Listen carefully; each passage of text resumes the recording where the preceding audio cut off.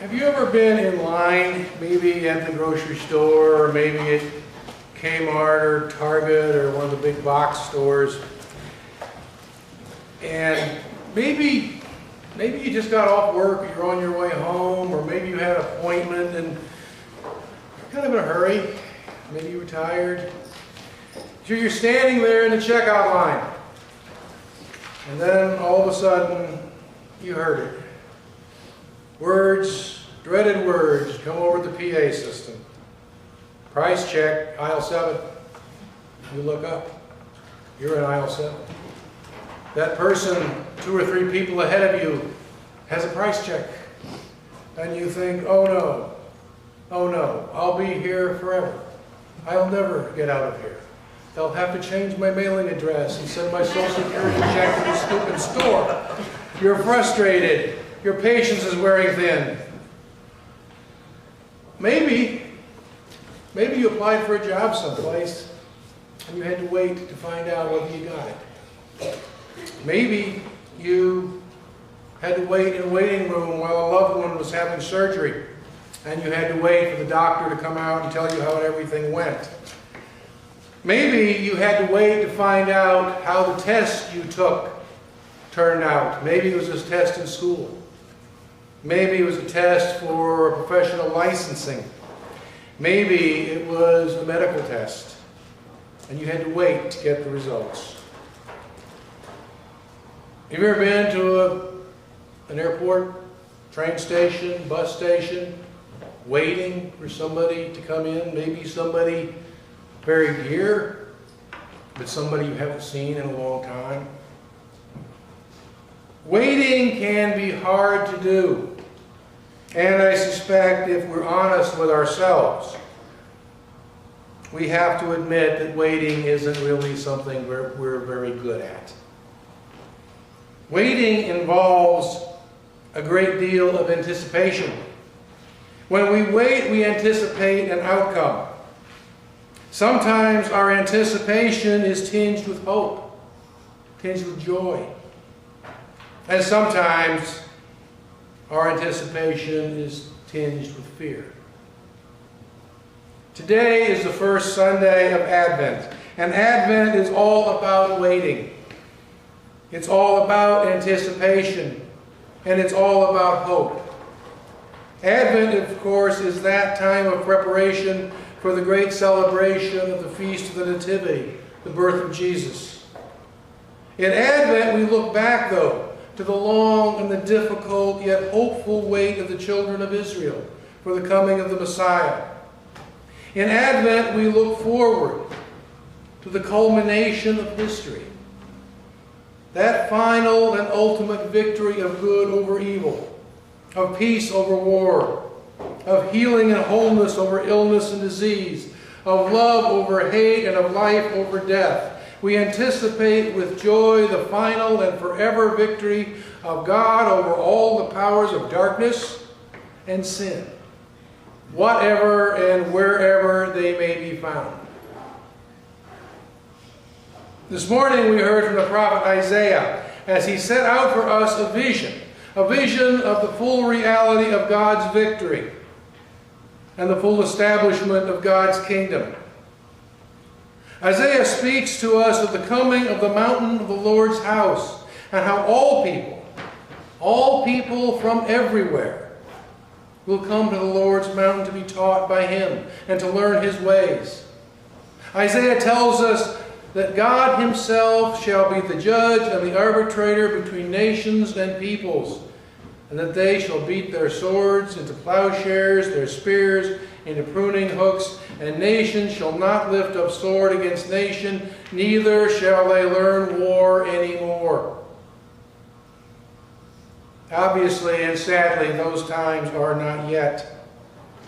We need only turn on the news or look at the newspaper to see that. The final victory of God and the full coming of His kingdom is not yet. We are still waiting, and waiting is still hard. We live in anticipation, in hopeful anticipation of that day. Our anticipation, however, is not a passive thing. We cannot just sit back and say, oh, well, not much I can do about it anyway. God will take care of it in the end. No, that's not what it's about.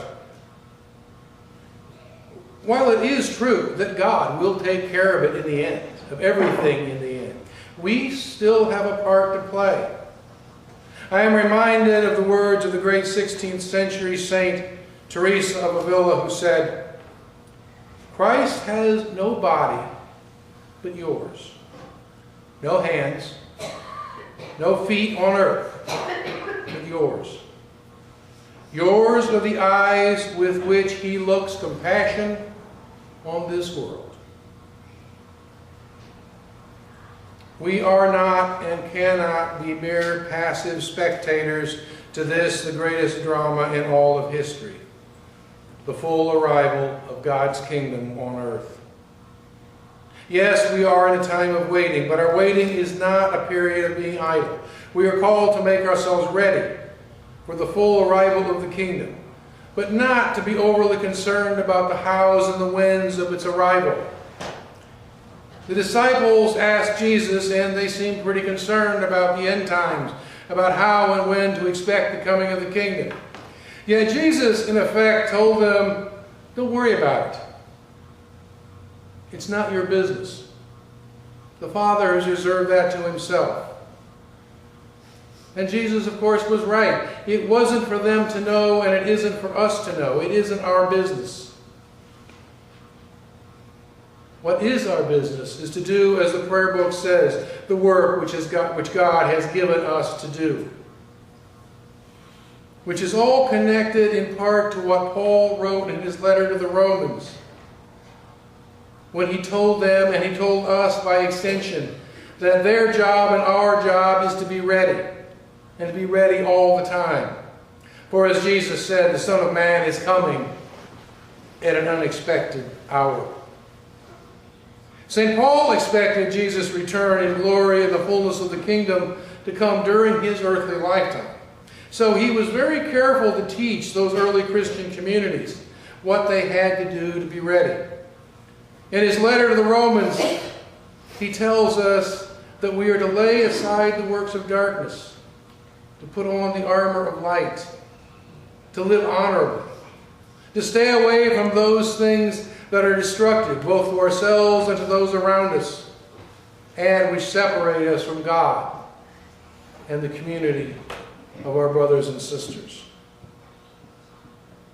Advent reminds us that we live in a time of waiting, anticipation, and most of all, a time of hope. Yet, Advent does more than that. Advent reminds us that we live in a mystery. The mystery of God's redemptive love. A redemptive love that reaches down and touches you. It touches me. A redemptive love which is more patient and more powerful than we could either ask or imagine.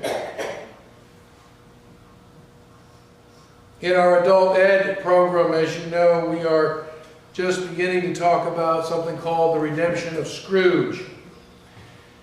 And I invite you, if you didn't come this morning, I invite you to come and join with us. It's a short 3 or 4 week program. And we're going to be exploring the redemptive power of God's love through the story of A Christmas Carol and Ebenezer Scrooge. And as the author of the program said, if God can redeem Scrooge, he can certainly redeem the likes of us. Waiting is not easy, and can sometimes be very, very hard. Yet our Advent faith tells us that we wait with God for God, and that in the end, the wait will be more than worth it. To God be the glory, now and forever. Amen.